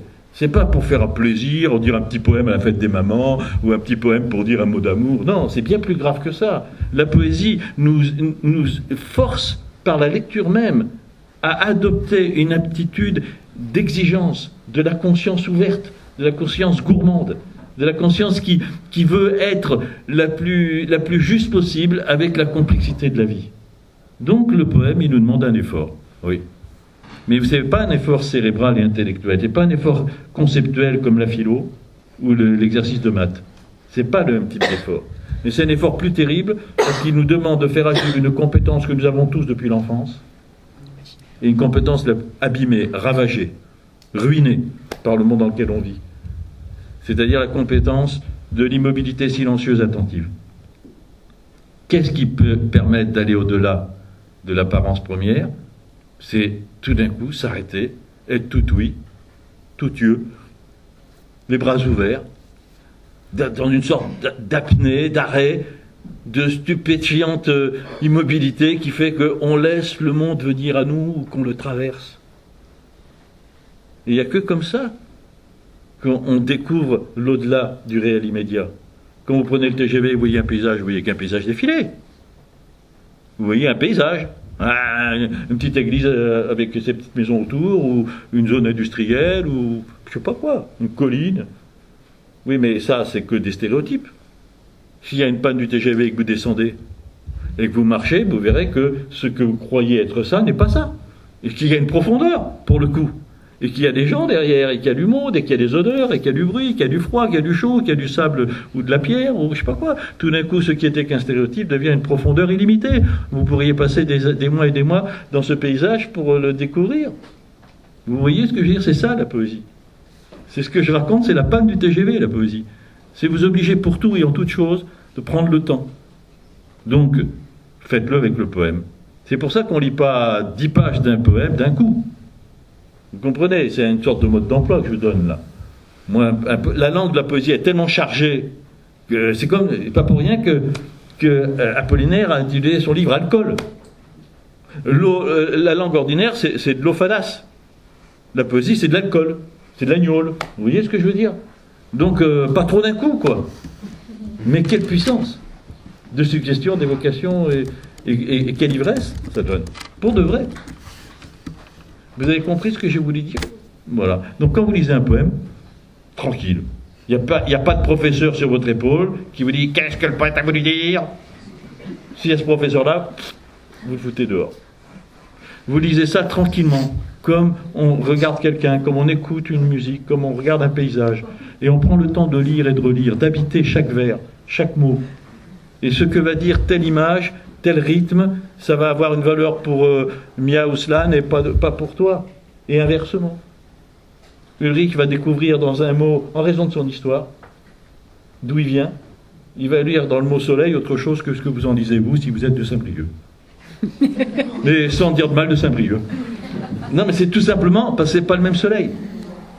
Et c'est vrai pour nous tous. Qu'est-ce que vous voulez, moi, les petits Auvergnats que je connaissais, à qui j'enseignais dans la montagne d'Auvergne, ils n'avaient pas vu la mer, la plupart. Je vous jure que c'est vrai. Alors si je leur lis un poème sur la mer, c'est pas la même lecture que celui qui passe son temps dans l'eau, quoi. C'est aussi simple que ça. Et c'est vrai, donc, vous savez, la poésie est un langage sensible. On ne le comprend pas seulement avec l'intellect, on le comprend aussi avec sa chair, avec sa mémoire sensuelle du monde. La mémoire de la caresse, de la rugosité, on va dire de la gifle même. Vous voyez, on a la mémoire de tout ça. Et le poème fait agir tout ça. Il faut que vous fassiez agir tout ça pour lire le poème. L'esprit déploie sa plus grande force, disait Hugo von Hofmannsthal, un grand poète, un dramaturge allemand, autrichien allemand, enfin, bref. Il disait, l'esprit déploie sa plus grande force corps à corps avec le sensible. La poésie, c'est un corps à corps avec le sensible. Et pas l'autre langue. Pas l'autre langue. Bon, j'espère que je vous ai libéré de votre inquiétude. Alors justement, on va arrêter parce qu'il y a d'autres questions, je crois. Ouais, Aslan, une question. Je vais répondre plus vite alors. Oui. Oui, mais en même temps. C'est vrai. Monsieur Siméon, vous avez donné beaucoup de définitions sur la poésie. Et c'est peut-être un peu confus pour certains d'entre nous. Je veux d'abord repasser au projet Edema. Est-ce que les personnes du public peuvent nous dire si les textes que nous avons lus, vous imaginez, ce sont nos textes ou des textes qu'on a pris dans des livres? Allez, on va répondre. Allez, on va aller. Donc en fait, je reformule la question. D'accord. Ce que vous avez entendu, pour vous, est-ce que vous avez décelé ce qui vient d'eux et de ce qui a été écrit par d'autres? Peut-être. C'est parti. Peut-être. Peut-être. Oh, bah, c'est pas suffisant. Et pourquoi peut-être Lesquels Le texte sur la rue, à mon avis, est de l'un d'entre vous. Je suppose que ceux qui ont lu sont les auteurs des textes. Sur la rue, c'est de l'un d'entre eux. Voilà le souvenir que j'en ai. Sinon, sur ce qui était dit par la jeune fille de Boule sur la retraite, c'est peut-être personnel. Mais en tout cas, c'est très bien amené. Et j'ai l'impression que c'est un mélange, mais ou alors ils ont été très bien guidés, parce que c'est souvent très bien écrit. Merci. Alors, il y a une autre perception des textes. D'accord. Moi, je ne me suis pas posé la question. Je pensais que tout était de vous, parce que vous êtes capable de tout. Donc, je n'ai même pas cherché à savoir si c'était vous ou pas vous. J'ai écouté, j'ai beaucoup apprécié, et peu importe. Merci. Je sais que quand on travaille avec des jeunes gens ou des enfants un peu plus jeunes, il y a tellement de... Quand on admet que l'écriture, c'est une aventure, ben, tout est possible. Alors moi, je me suis dit, tout est possible avec eux, donc j'écoute et je ne me pose pas de questions. Alors, une approche un peu cartésienne et une approche un peu poétique. Moi, je serais prêt à parler qu'on a cherché à mélanger les deux. Je ne sais pas. On a cherché à vous si moi j'avais dû faire cette intervention avec vous, c'est ce que j'aurais fait en fait. C'est-à-dire mélanger les paroles d'adolescents et d'auteurs, et qu'on ne puisse pas démêler le vrai du vrai en fait. En somme. Voilà. Merci. Alors moi je pense que ça n'a pas... Est-ce que ça a de l'importance? Parce que si vous avez choisi des textes qui ne sont pas de vous, eh bien, c'est parce que vous avez traversé quelque chose, comme disait M. Siméon, de sensible là-dedans. Donc, voilà, c'était... que ce soit vous, c'était très bien. Merci. Ah, bah c'est ça que, voilà. Est-ce que vous pouvez le redire, en fait, parce que c'est ça. Ils ont été dit comme si c'était de vous. Vous étiez à fond dedans et c'est comme si c'était de vous. C'est comme si. C'est l'impression qu'il en reste. En tous les cas, c'est le but, parce que ça va être un spectacle, et c'est le but d'avoir cette écriture suite aux ateliers de la pensée. Ensuite, cette écriture sera de nouveau travaillée au plateau, naîtra encore une nouvelle écriture, et le but de cette aventure, c'est de ce espèce de maillage, de tissage entre des textes d'auteurs, de la poésie, de la philosophie, des essais politiques, et leurs propres textes. Et ça formera un tout. Donc quand vous dites que on n'a pas senti, on n'a pas entendu, senti sensoriel la différence, ben bravo. Enfin, ce que j'ai senti, c'est qu'il y avait un autre rythme par rapport au langage ordinaire. Souvent. Voilà, un autre rythme. Et moi, j'ai une question quand même. Parce qu'ils en ont plein de questions encore. Il y a... ma question n'est pas finie. Ouais, elle n'est pas finie, excuse-moi cela. Vas-y. Non, vas-y, continue. Et merci à tout le monde déjà, parce que c'est notre premier... Oui. Première fois. C'est la première fois qu'il Le présente. premier pas, on va dire, vers le public. Et du coup, on ne vous dira pas si c'est nos textes ou pas.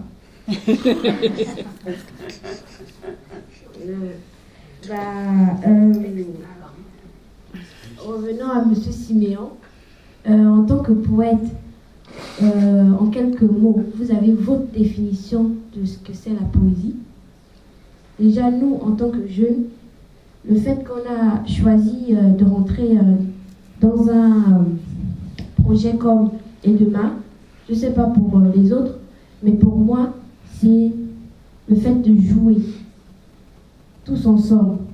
C'est comme quand on est enfant, on va dans un parc, on trouve des copains, on joue ensemble, même si on ne connaît pas son prénom. Et à la fin, on accomplit plein de choses. On tombe, on se relève, on a des bleus. Mais le soir, quand on rentre, on est fatigué, certes, mais on a fait quelque chose de beau, quoi. Maintenant, en quelques mots, pour vous, c'est quoi la poésie? Pourquoi? Qu'est-ce qui vous donne l'envie Parce qu'il faut avoir une définition à soi, en quelques mots.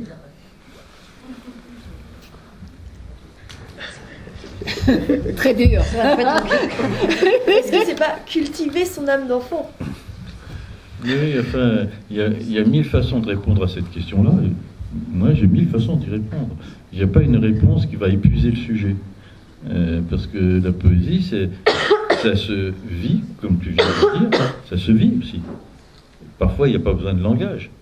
Et la poésie, c'est aussi dans le poème, mais ça peut être dans un instant de vie. D'accord? Et par exemple, cet instant de fraternité dont tu parles, de moments de justesse où on est tous bien ensemble, à faire quelque chose ensemble dans une sorte de cœur commun. Mais cœur, c'est O-E-U-R, d'accord? On a le même cœur qui bat tout d'un coup. Je pense que quand on des moments comme ça peut être au théâtre, ça peut être dans un chœur qui chante, ça peut être une promenade à plusieurs, ça peut être un silence à plusieurs. Bref, dans ces moments-là, on est dans la poésie pour moi. D'accord ? Après, moi je dis simplement cette intensité de la vie, c'est ça pour moi la poésie. C'est atteindre une sorte d'intensité de la vie.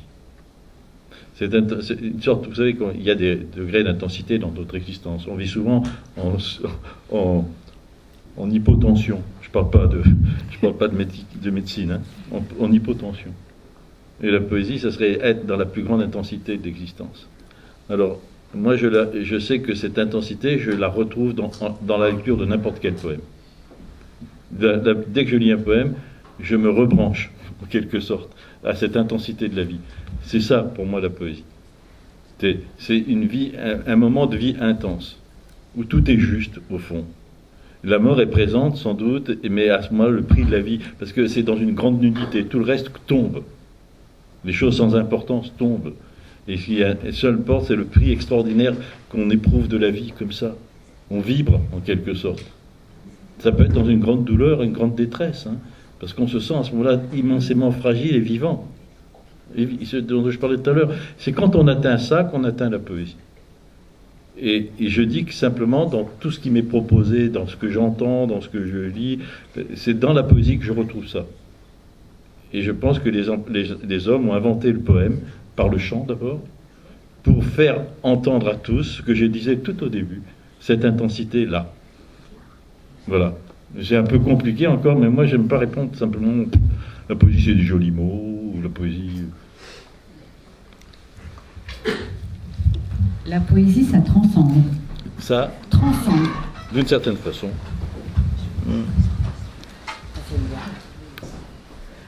Maintenant qu'on a un petit peu défini la poésie, et en fait en disant que c'était pas vraiment définissable, et aussi qu'on a à peu près tous compris que la poésie sauvera le monde, en fait, comment maintenant on sauve la poésie qui paraît être un petit peu quand même en crise? Alors moi c'est ça qui me pose question en vous écoutant. Voilà. Le dénigrement de la poésie du poète et la disparition de la poésie et du poète.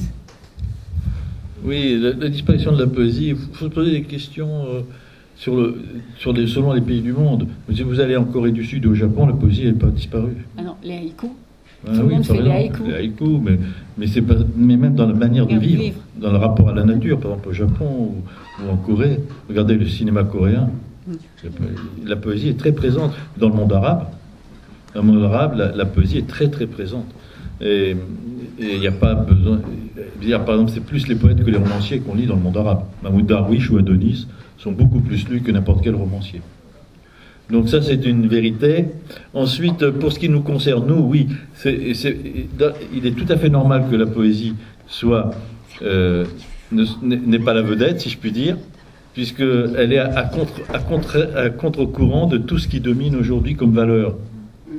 Donc, tout ce qui est séduisant, tout ce qui nous paraît être ce à quoi il faut se conformer. La poésie est l'exact contraire. Elle revendique la lenteur, elle revendique l'obscurité là où on veut que tout soit clair, etc., la transparence, on veut que tout soit compris immédiatement. Elle revendique le contraire de l'efficacité. La poésie n'est pas l'efficacité, elle récuse ça, parce que l'efficacité instrumentalise le monde et la réalité. Et la poésie refuse cette instrumentalisation. Donc elle est à contre-courant de tout ce qui nous fait aujourd'hui agir, vivre, etc. Donc forcément, mais c'est parce qu'elle est contraire, parce qu'elle est une objection, qu'elle est aussi forte. Et moi, je me suis bagarré, on est quelques-uns quand même, des gens de ma génération, mais des jeunes beaucoup aujourd'hui, pour faire entendre la poésie dans l'espace public, à contre-courant. Justement, pour la faire entendre comme une objection. C'est bien ce qui se passe. Je suis très optimiste là-dessus. Bien sûr qu'on ne va pas en parler au journal de 20h, etc. Hein, mais de plus en plus, par exemple, on sait bien qu'aujourd'hui, la réalité, elle n'est pas là. Elle n'est pas ce que nous montre la radio ou la télévision. Elle est ailleurs. Et de plus en plus, je peux vous dire qu'il y a des jeunes qui s'intéressent à la poésie. Alors là, je parle à des jeunes. Je vous jure que c'est vrai. Moi, j'en ai des preuves. Toutes les semaines, je reçois des livres, des manuscrits, des courriers de jeunes. Et quand je dis de jeunes, entre 20 et 30 ans. Toutes les semaines, et c'est même plusieurs fois par semaine. par mail, par courrier, tout ça, on va me joindre. Parce que j'étais un peu porte-parole de la poésie, donc on connaît mon nom, etc. Et donc des jeunes qui ont, non seulement qui écrivent de la poésie, mais qui en ont lu. Moi, j'assure, quand on dit la poésie, autrefois, c'était bien. Ben, attendez, quand j'étais lycéen, moi, quand j'avais votre âge, dans ma classe, qui lisait des poètes? Moi, j'étais dingue d'Aragon et tout ça. Mais on était 2 dans une classe, les autres s'en foutaient, hein. Ils écoutaient Johnny Hallyday, pas moi.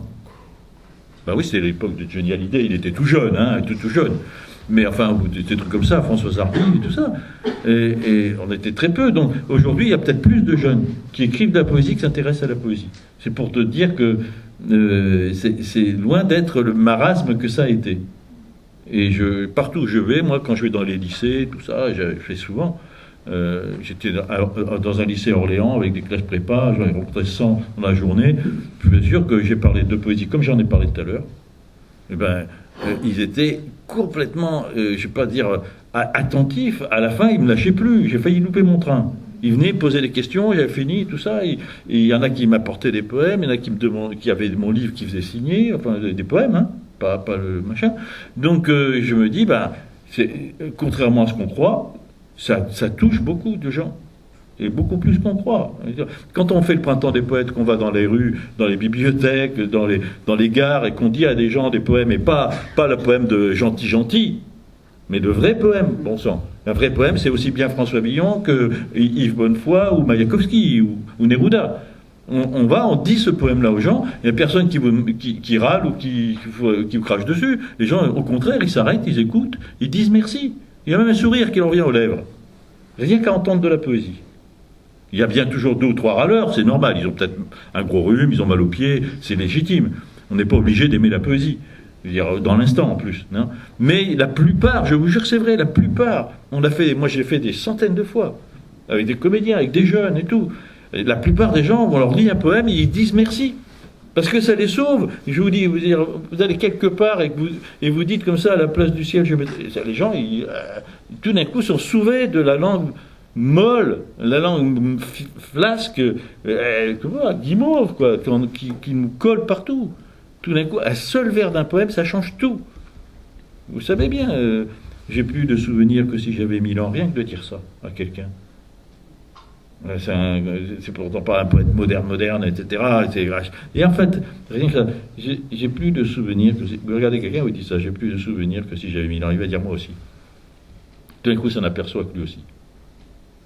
Non mais vous voyez, c'est pour dire que la poésie, elle a une force de percussion. Lisez des poèmes tous les matins, pas 20 poèmes, pas en apprenant, il faut que je lise ça. Ouvrez au hasard, lisez du Prévert, lisez du Bellay, tout au hasard, lisez 3 vers. Le matin, lisez un aphorisme de René Char, un bout de Césaire, on parlait de Césaire, je sais pas, n'importe quoi, ça vous redresse. C'est tout. Parce que, je vous le dis, la force de la poésie, c'est ça. C'est de nous donner à entendre une autre langue. De nous remettre dans un état plus intense de la réalité. Alors qu'on est astreint au quotidien à nos rhumes et à nos courses à faire ou à nos cours à suivre.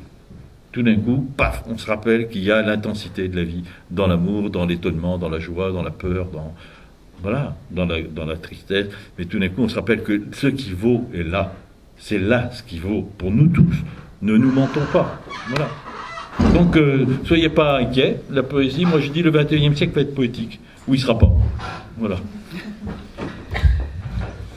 Est-ce que vous avez d'autres questions ou moi j'en ai une à poser à Jean-Pierre Siméon par rapport à vous, par rapport à ce que vous avez,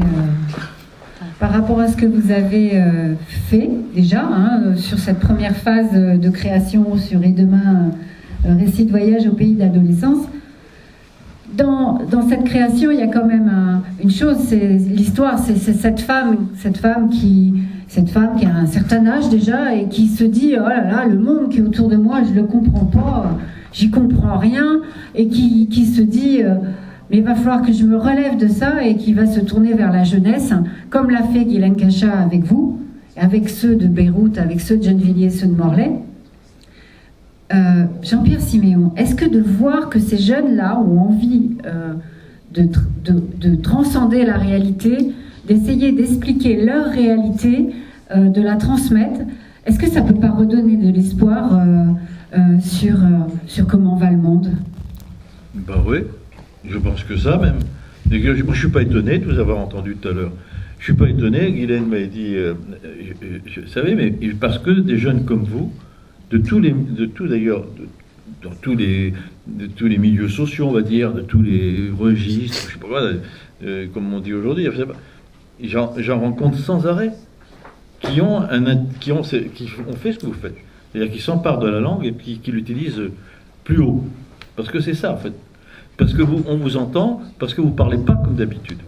Si vous parlez comme d'habitude, si vous faites que dire une opinion, d'accord, votre opinion, elle est respectable, mais comme toutes les opinions sont respectables, elle rentre dans le brouhaha des opinions. On écoutera ce que vous avez à dire que si la manière de le dire, elle est différente. Que si quelque chose dans la manière de le dire surprend. Pas seulement dans la pertinence de l'idée. Vos idées, elles sont pertinentes sans doute, mais elles sont discutables comme toutes les idées. L'important, c'est que votre idée, on puisse l'entendre vraiment. Vous comprenez, si on est dans des stéréotypes de langue, c'est ça que je peux vous dire à moi, c'est pas des conseils, c'est simplement une réflexion. Mais comme vous allez écrire, et continuer, si on dit, par exemple, la vie elle est pas belle, le monde est une poubelle, comme font certains slameurs, je respecte beaucoup, j'ai des amis slameurs, j'ai même préfacé des trucs, des livres de slam, il y en a de très bons, mais il y en a beaucoup faibles, parce qu'ils ne font que accumuler des stéréotypes. Il est beaucoup plus difficile de dire la même chose, mais de dire de façon tout à fait imprévue. Imprévue dans le rythme, imprévue quand on fait du rap, c'est difficile de faire un imprévu du rythme, parce qu'il y a un rythme obligatoire. Donc on rentre dans un autre stéréotype. Quand le rap est arrivé, je parle pour les jeunes, là, quand le rap est arrivé, il a fait irruption dans l'oreille occidentale de façon violente. C'est pour ça qu'on l'a écouté. C'est pour ça qu'il a fait tout de suite... Parce qu'ils avaient inventé ce truc génial, un rythme nouveau dans la langue. Ça vient des États-Unis. Ils créent d'abord un rythme dans la langue anglaise, qui, comme la langue française, a son rythme initial. Comme nous avons toutes les langues ont un rythme. Et le poète, ils avaient trouvé ça, qui est une intuition des premiers poètes, qu'ils avaient retrouvé. C'est-à-dire qu'on se fait entendre que si on fait effraction dans le rythme ordinaire, que si je ne parle pas comme ça parle d'habitude. Donc ça, c'est une trouvaille géniale, ce qui fait qu'on a entendu le rap. Mais si après, ce rythme-là il est récupéré par la société marchande, on fait des vedettes, vous voyez ce que ça veut dire? Ce que je veux dire, c'est récupérer. Après, il devient stéréotype. Et pour trouver son originalité là-dedans, c'est plus difficile. D'ailleurs, c'est difficile d'écouter quel rappeur est meilleur que les autres, parce que maintenant, c'est leur bobine ou quand ils se cassent la gueule qu'on parle d'eux. Et plus de ce qui se dit vraiment. Des bons rappeurs, il y en a, mais on les écoute pas. Voilà, vous voyez comment c'est compliqué les choses. Donc moi, je vous dis simplement une chose. Tout ce que vous pouvez dire est légitime parce que vous le pensez, que ça vient de votre vie. Là-dessus, il n'y a rien à dire. Et on pourrait même dire des choses contraires, c'est respectable. La valeur que ça aura dans le travail que vous allez faire et pour le public que vous allez rencontrer, vous allez rencontrer des interlocuteurs, un public c'est des interlocuteurs, c'est la force imprévue de votre langue. Donc c'est le travail poétique que vous allez opérer, que vous écriviez des poèmes ou pas des poèmes d'ailleurs, parce que c'est pareil pour la prose. Une prose, elle n'a d'efficacité que si elle ne ressemble pas, que si ça parle différemment. D'ailleurs, il y a des politiques qui l'ont compris. Ils le font de façon grossière, c'est-à-dire ils changent les façons habituelles de parler pour faire entendre, parce qu'ils voient bien qu'on n'entend plus. Alors ils chantent, ils vont employer ou des gros mots, ou des expressions imagées un peu grand public, etc. C'est de la démagogie, c'est ce qu'on appelle la démagogie. Mais ils ont compris le principe. Et vous, ce qu'il faut que vous fassiez, c'est le faire dire des choses violentes, voire de la révolte, mais avec classe, avec distinction. C'est beau la distinction. Roland Barthes, il disait une des choses que le peuple doit, il disait en politique, il était marxiste même, il disait une des choses que le peuple doit récupérer, prendre à la bourgeoisie, c'est la distinction. Eh bien, votre parole sera d'autant plus forte qu'elle dira des colères, des révoltes, des inquiétudes, mais dans une langue qui se distingue, qui a sa force de surprise, qui soit d'une certaine façon recherchée, oui, sans tomber dans la recherche pour la recherche qui fait une langue à ce moment-là formelle, voilà, qui est une étrangeté, c'est tout. Mais ça, vous trouverez. C'est à chacun de trouver sa parole, en fait, son langage. Moi, c'était la question, est-ce que vous considérez le rap comme de la poésie? Mais du coup, vous avez un peu répondu. Ben oui et non. Enfin, j'ai dit que oui, il y a une fonction poétique dans le rap, c'est sûr. D'accord? C'est sûr. Et plus dans le rap que dans le slam. Parce que le slam n'est pas une forme poétique. Le rap en est une. Le slam n'est qu'un moyen. D'ailleurs, le slam, parfois, c'est pas des textes que les gens écrivent, c'est des textes qu'ils disent dans les bistrots. C'était une manière de transmettre une parole différente. Le rap a une vraie force poétique plus forte, plus marquée. Sauf que c'est comme dans toutes les formes poétiques. Le poème chanté, ou je sais pas, la poésie populaire comme la poésie savante, il y a des bons, il y a des mauvais. C'est tout ça. Du rap. Je ne peux pas dire que ce soit ma culture et que j'écoute, jamais arrivé d'en écouter. D'abord pour savoir ce que c'est. Et puis parce que certains, je trouvais intéressants. C'est qui que vous trouvez intéressant? Non, je ne peux pas dire les noms. Je ne peux pas mémoriser des noms. J'écoutais vraiment à la radio, ou j'ai fait exprès d'écouter quand c'est un rappeur. Tu vois ce que je veux dire? Et je sais que j'en ai entendu pas mal quand même dans mon existence, parfois en vrai comme ça. Et j'essaie de voir justement où ça porte, si c'est de valeur ou pas. Et il y en a qui, je dis, oui, il y a quand même quelque chose là-dedans fort. Ouais. Ne serait-ce que parce que la poésie orale, ça existe depuis très longtemps, et que c'est au-delà même de la... Il faut qu'il y ait élaboration du langage, pour qu'il y ait poésie, ça c'est sûr. Mais ça vient aussi beaucoup de la présence. Regardez Edith Piaf. Edith Piaf était un être poétique, et sa chanson était profondément poétique, alors que les textes étaient nuls. Enfin, elle était d'une banalité absolue. Mais elle était intensément... Voilà, elle était d'une intensité telle physiquement, et dans sa voix, dans sa présence, que ça prenait une forte valeur poétique. Ce qui est vrai de certains rappeurs, d'accord? Maintenant, il y a beaucoup de rap où moi je dis, justement, ils sont rentrés dans des stéréotypes. Ils ajoutent un stéréotype à un autre. Et même leur colère, leur protestation, ça devient pittoresque. Colère de banlieue, alors on dit toujours les mêmes choses, les keufs et tout ça, et en fait ils ne font que ressasser des évidences et des stéréotypes. Du coup, on les entend plus. Vous voyez ce que je veux dire? Ça n'a pas plus de valeur que ça. Et vous, ce que vous cherchez à dire ici avec Guylaine, j'en suis sûr, et c'est ce que j'ai entendu, c'est une vérité. Et là, la parole était juste, et pour moi, je l'entendais juste. Je m'en fous qui a écrit ou pas. Moi, je suis persuadé que c'est vous, mais peu importe. Il y a une justesse dedans. Il n'y a pas de littérature non plus. C'est-à-dire la littérature qui fait des effets, ouais, mais il n'y a pas non plus de désinvolture. C'est vraiment écrit. Moi, je vous conseille surtout ça. Quand vous allez écrire, chaque mot compte. C'est le principe des poètes. Chaque mot compte. Chaque coupe, chaque silence. La disposition sur la page, comme ça va après vous induire dans la parole. Tout compte. C'est ça la seule différence. Quand on oublie d'écrire des choses où tout compte. Quand on écrit d'habitude, on écrit comme ça. Il n'y a pas de valeur plus que ça au langage. Et tout d'un coup, n'importe qui se met devant une feuille et prend un crayon, un stylo, je sais pas quoi, et se met à réfléchir avant chaque mot qu'il pose, à la place de chaque mot, à celui qui vient. Alors, évidemment, tout de suite, ça prend un autre. Ce qui va être écrit, ça aura un autre poids. C'est forcé. Et c'est là qu'arrive la poésie. Bon, on va peut-être falloir qu'on aille manger, non? En tout cas, merci beaucoup, merci à vous. Et puis, on souhaite plein de bonnes chances, plein de bonnes choses et travailler encore bien comme il faut pour nous livrer quelque chose au mois de juin sur scène, comme vos amis de Beyrouth, de Gennevilliers, de Quimperlé, de Morlaix, ou les plus anciens aussi du pays des Abers. On va laisser le public peut-être faire dédicacer certains livres de Jean-Pierre Siméon. Et je voulais aussi signaler une chose, c'est qu'on peut aussi retrouver les mots de Guylaine Cacha, la conteuse, et dans ce projet Et demain, récit de voyage au pays d'adolescence, en tant qu'accoucheuse de paroles, mais elle a aussi l'habitude de collecter, et là elle collecte quelque part aussi la parole, puisque c'est aussi celle de Beyrouth, celle de Gennevilliers et de Morlaix, avec ici celle de Saint-Brieuc, et puis ça va continuer peut-être un petit à chaque territoire. Il y a aussi ce qu'elle a rapporté, sa compagnie s'appelle Carnet de voyage, il y a aussi ce qu'elle a rapporté de ses voyages, et elle a dans son répertoire beaucoup de choses autour de l'Afghanistan, et entre autres, Guylaine Cacha est passée de l'autre côté de la barrière, puisqu'elle vient d'être éditée avec un roman jeunesse, son premier roman jeunesse, Le plus courageux des peureux, chez Syros. Donc je voulais quand même le signaler aussi pour vous, les amateurs de mots, de croiser toutes ces choses-là. Et c'est vrai que finalement, Jean-Pierre Siméon, je ne sais pas ce que vous en pensez, mais Guylaine, c'est une vieille qui, comme finalement, se coltine aux jeunes tout le temps, parce que quelque part, la vieillesse, on s'en fout. Les anciens, c'est important, c'est vrai, il faut avoir du respect, mais la vieillesse, on s'en fout. Il faut rester jeune dans sa tête. Merci, c'est bien.